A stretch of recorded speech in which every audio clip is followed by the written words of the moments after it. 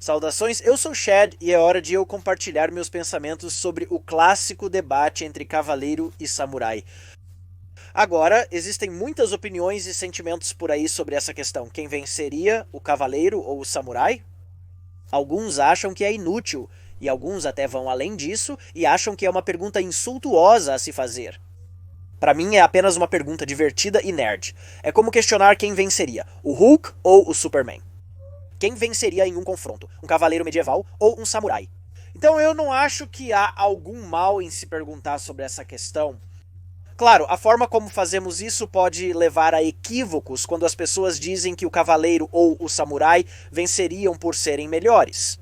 Esse tipo de conclusões e afirmações pode levar a grandes equívocos. E as afirmações que dizem que é uma pergunta sem sentido têm algum fundamento no sentido de que qualquer lado poderia vencer dependendo da habilidade do guerreiro. Você tinha cavaleiros muito habilidosos, você tinha samurais muito habilidosos e também tinha menos habilidosos em ambos os lados. E, em extensão a isso, você poderia ter um camponês lutando contra um cavaleiro ou um samurai, e se ele tivesse sorte, poderia vencer, ou se fosse particularmente forte ou habilidoso com o cajado ou qualquer coisa, ele também tem uma chance de vencer se fosse tão bom e, digamos que estivesse lutando contra oponentes menos habilidosos. Então, no final, a habilidade vai ser o fator primordial. Dito isto, não acho que entender este contexto torne a divertida pergunta de cavaleiro versus samurai completamente redundante. Porque então, e se ambos os oponentes fossem perfeitamente iguais em habilidade? Isso realmente muda a pergunta, porque não a torna necessariamente cavaleiro versus samurai. O que realmente está perguntando é quem tem o melhor equipamento para dar-lhes mais vantagem sobre o oponente, porque se você tivesse dois oponentes igualmente habilidosos, você pensaria corretamente que o próximo fator determinante em quem venceria. Então, seria quem tem a vantagem em armas, então realmente se resume a uma questão de quem tinha a melhor tecnologia. Bem, algo que precisa ser entendido sobre essa questão, e às vezes é algo que sinto que é bastante mal compreendido, é o quão pouco efeito uma pequena diferença em armas pode realmente fazer na habilidade de combate. É de longe e até mesmo sorte. A habilidade e sorte são de longe o maior fator determinante em quem venceria uma luta sobre quem tem uma vantagem em armas. Claro que existem grandes diferenças, como uma grande vantagem de alcance sobre o oponente, mas quando estou falando sobre pequenas diferenças na armadura, que é principalmente comparável, sendo uma apenas ligeiramente melhor que a outra, e as armas são do mesmo tamanho, feitas de maneira diferente, se comportando de forma distinta sob diferentes tensões, essas coisas terão um efeito muito pequeno. A longo prazo, de fato, pode-se dizer que há tão pouco efeito nisso que tentar medir e depois aplicá-los para encontrar a diferença e o efeito no combate é insignificante. Tão pouco que realmente não vale a pena olhar para isso. E sobre a nota de ter uma grande disparidade nos braços dos oponentes, digamos que um oponente tem uma enorme vantagem de alcance, bem, mesmo assim, ok, habilidade e sorte podem facilmente superar essa vantagem, sempre há uma maneira de vencê-la. Como um cara que só tem uma espada pode muito bem derrotar um cara em armadura completa. Ok, seria mais difícil, mas com habilidade e sorte pode ser feito, especialmente se houver uma grande diferença de habilidade. Eu vou compartilhar uma opinião definitiva sobre quem tinha a melhor tecnologia e acho que é meio óbvio, embora possa gerar uma grande contenda. Além disso, talvez não seja tão óbvio quanto penso, mas devido ao nível tecnológico em que estamos entrando, outro ponto de contexto precisa ser mencionado. E isso é que nem todos tinham a mesma qualidade de equipamento. Ok, se você olhar na Europa, você tinha espadas realmente muito bem feitas, e então você tinha uma enorme gama de espadas ruins, e dependendo do nível de qualidade, isso afetará essa questão. E isso é o mesmo com um samurai, porque nem todas as katanas eram iguais. Algumas eram simplesmente forjadas a partir de um único pedaço de aço sem dobras.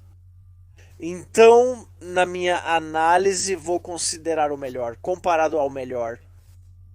As melhores armas e armaduras europeias comparadas às melhores armas e armaduras dos samurais japoneses.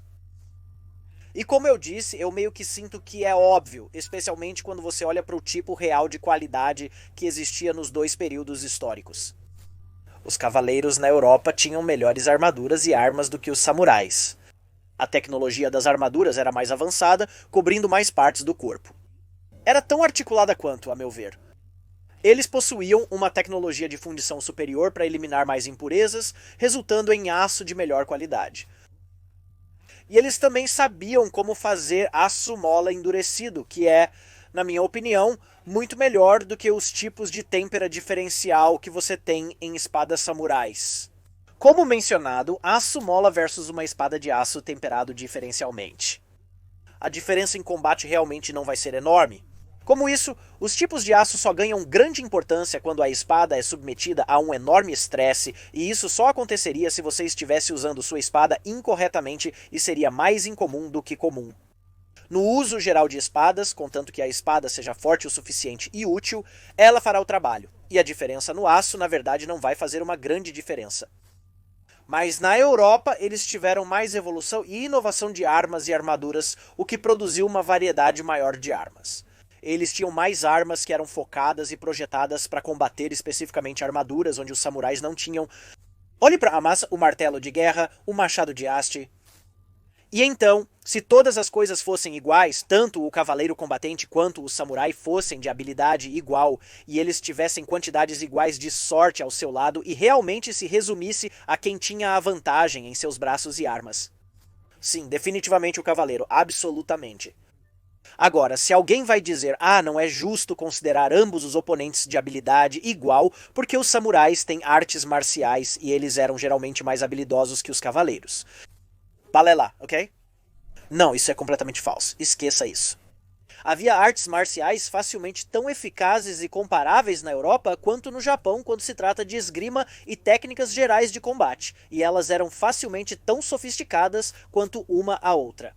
Agora, se você realmente não gosta de eu dizer isso, por exemplo, espadas europeias. Quando você considera as melhores espadas europeias feitas nos mesmos períodos de tempo comparados à Europa e ao Japão, ou olhando para o século XV primeiro, se você realmente não gosta de eu dizer que as espadas europeias eram feitas de aço melhor e eram de melhor qualidade do que uma katana tradicionalmente feita, eu realmente sugiro que você assista a minha série de vídeos A Verdade sobre a Katana, porque eu sistematicamente desmonto ponto por ponto como as katanas são feitas e que efeito isso causaria em seu uso. E então eu não estou apenas falando ao vento quando eu digo isso, eu realmente estou chegando a isso com o que eu gostaria de considerar uma opinião bastante informada sobre o assunto.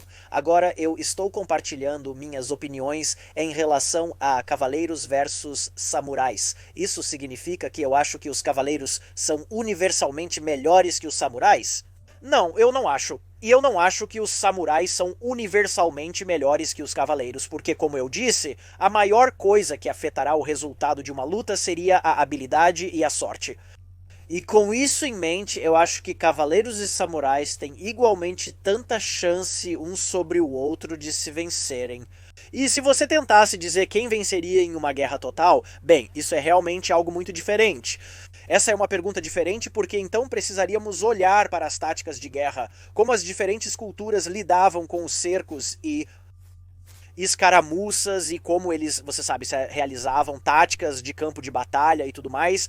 Pergunta completamente diferente, então essa não era a questão de quem venceria uma guerra total. Era quem venceria em uma luta 1 contra 1. Agora, a questão do cavaleiro versus samurai é meio que o que eu acho que é a comparação de cultura guerreira mais divertida e interessante que pode ser feita, porque são as culturas guerreiras mais equivalentes que existiram na história.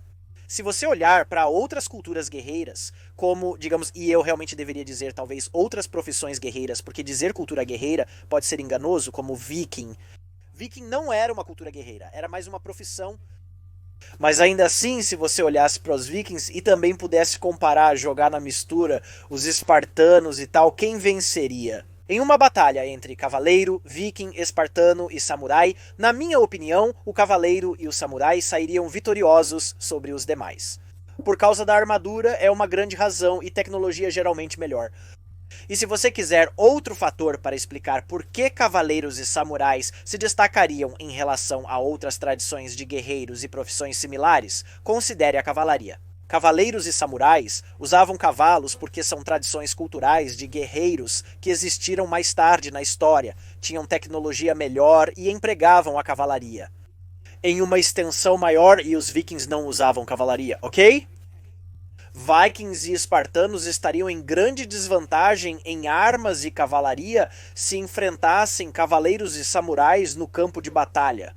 Porém, em um confronto individual, a situação seria um pouco diferente. Ainda assim, a superioridade em armas e tecnologia favoreceria cavaleiros e samurais sobre outras culturas e tradições de guerreiros. Então aí está. Essas são as opiniões e pensamentos do Chad sobre o clássico debate entre cavaleiros e samurais. Obrigado por assistir e até a próxima. Adeus.